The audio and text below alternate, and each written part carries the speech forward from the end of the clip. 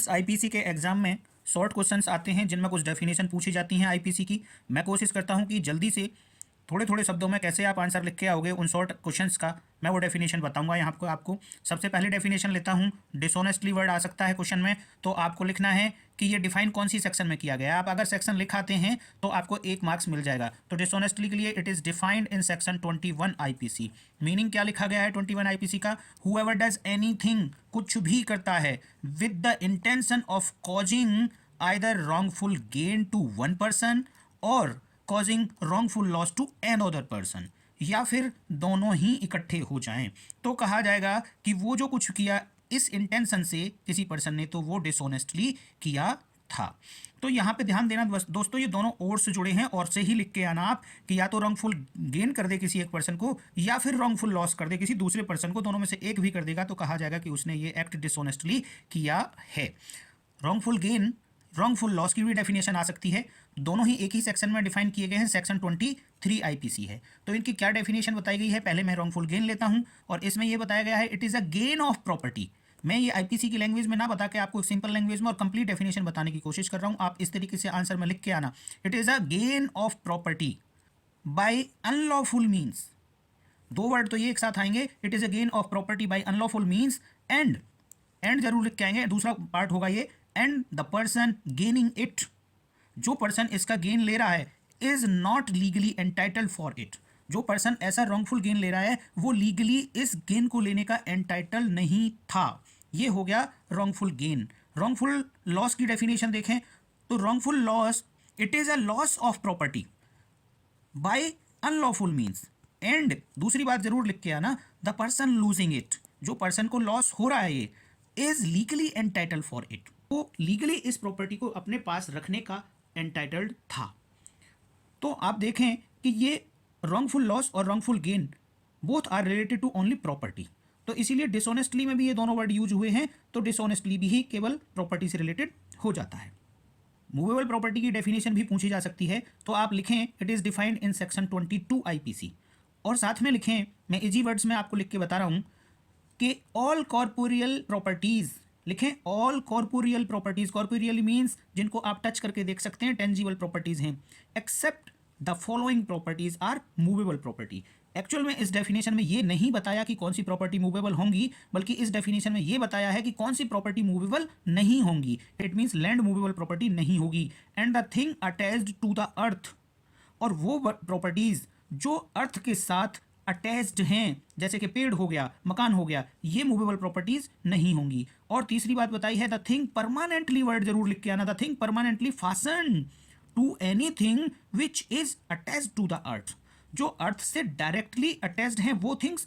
और तीसरी बात, जो वस्तुएं अर्थ के साथ, पृथ्वी के साथ अटैच्ड वस्तुओं के साथ में परमानेंटली बंधी हुई हैं, वो प्रॉपर्टी भी मूवेबल प्रॉपर्टी नहीं होंगी। हाँ, लेकिन जैसे ही ये प्रॉपर्टीज अर्थ से अलग कर दी जाएंगी तभी ये मूवेबल प्रॉपर्टीज हो जाएंगी। तो यहाँ पे जो लैंड लिखी और थिंग्स अटैच टू अर्थ लिखा, permanently fasten to the anything attach to the earth लिखा, इन सब को छोड़कर बाकी जो प्रॉपर्टीज होंगी वो मूवेबल प्रॉपर्टी कहलाएंगी।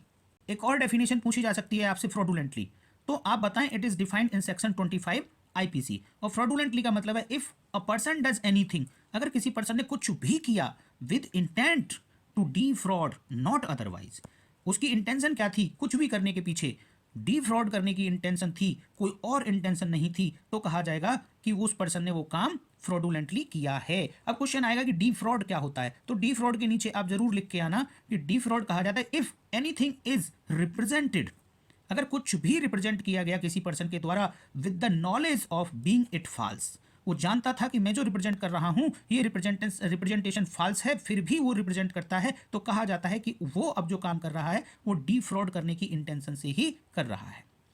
अगला वर्ड पूछा जा सकता है आपसे वैल्यूएबल सिक्योरिटी की डेफिनेशन, तो आप बताएं it is defined in section 30 IPC. इसको याद रखने के लिए बड़ी सेक्शन है, इसको याद रखने के लिए मैंने आपको ये बताया है CRTREE।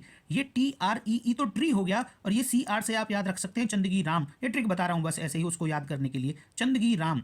ये 6 बातें हैं यहाँ पे, 6 लेटर से। तो C से आप बताएं कि ए डॉक्यूमेंट, वैल्यूएबल सिक्योरिटी क्या होगा? एक डॉक्यूमेंट होगा विच क्रिएट्स, पहले C से creates any legal right, E से x tends any legal right, T से ट्रांसफर्स एनी लीगल राइट, फिर आर से रिस्ट्रिक्ट्स एनी लीगल राइट, और फिर ई से एक्सटिंग्विशेस एनी लीगल राइट, और फिर आर से रिलीजेस एनी लीगल राइट। तो ये 6 वर्ड आपको याद रखने हैं और इनके आगे आप एनी लीगल राइट लिख देंगे तो आपका आंसर कंप्लीट हो जाएगा। तो इन 6 वर्ड्स को याद रखने के लिए आप चंदगी राम का पेड़ याद रखेंगे तो आपको ये बातें याद हो जाएंगी। या फिर एक ऐसा document, a document by which any person, जिस डॉक्यूमेंट के द्वारा कोई पर्सन एक्नॉलेजेस करता है, क्या एक्नॉलेज करता है कि वो किसी एक लीगल लाइबिलिटी के अंडर आता है। ऐसी एक्नॉलेजमेंट अगर आएगी तो वैल्यूएबल सिक्योरिटी कहलाएगी। या फिर वो ये एक्नॉलेज करता है कि he has not a certain legal right, यानी ये एक्नॉलेज कर ले कि उसके पास कोई एक विशेष लीगल राइट है ही नहीं, तो ऐसी एक्नॉलेजमेंट भी वैल्यूएबल सिक्योरिटी की कैटेगरी में आएगी। ऑफेंस वर्ड की डेफिनेशन पूछी जा सकती है जो सेक्शन 40 आईपीसी में डिफाइन किया गया है, और इसकी मैंने वीडियो ऑलरेडी बनाकर चैनल पर डाल दी है, आप जाकर देख सकते हैं। इंजरी की डेफिनेशन पूछी जा सकती है, सेक्शन 44 आईपीसी में डिफाइन की गई है, ऑलरेडी चैनल पे वीडियो है। इलीगल्स की डेफिनेशन पूछी जा सकती है, सेक्शन 43 में डिफाइंड है, ऑलरेडी वीडियो चैनल पर है। अब एक वर्ड पूछा जा सकता है गुड फेथ। गुड फेथ की क्या डेफिनेशन होती है? हिंदी में होता है सद्भावना पूर्वक। तो आप इसको लिखें, it is defined in section 52 IPC. ध्यान देना 52 आईपीसी में नेगेटिव डेफिनेशन दी गई है गुड फेथ की, और वहां पे ये कहा गया है कि nothing is said to be done और believed in good faith. Nothing is said to be done और बिलीव्ड इन गुड फेथ। कौन सा? विच इज नॉट डन और believed without due care and attention. ये 3 वर्ड हैं, due care and attention. तो इसको अगर मैं सीधे सीधे करके बताऊं आपको, इस डेफिनेशन को, ये नेगेटिव डेफिनेशन से पॉजिटिव डेफिनेशन आपको करके बताऊं, तो ये कहा जाएगा कि if anything is done with due care and attention, पूरी सावधानी और पूरी सतर्कता के साथ अगर कोई काम किया जाएगा तो कहा जाएगा कि वो काम गुड फेथ में किया गया है। हार्बर की डेफिनेशन पूछी जा सकती है आपसे, तो बताएं, it is defined in section 52 IPC. Section लिखते ही आपको 1 नंबर मिल जाएगा। तो इसके लिए भी आपको करना क्या है, ध्यान रखना students, the word harbour includes the following things. इस तरीके से लिखना। आप याद कैसे रखेंगे क्या क्या चीजें हैं? The harbour includes the following things, supplying a person, किसी भी पर्सन को क्या क्या सप्लाई करना हार्बर की कैटेगरी में आएगा। रोटी, कपड़ा और मकान, पैसे, घोड़ा, गाड़ी। तो इसमें क्या क्या हो गया? रोटी फूड हो गया, रोटी में ही फूड में ही ड्रिंक आ जाएगा। कपड़ा क्लॉथ्स हो गए, मकान शेल्टर हो गया, घोड़ा गाड़ी कन्वेंस हो गया। आजकल तो पैसा भी बहुत ज़रूरत हो गया तो पैसा प्रोवाइड कराता है कोई।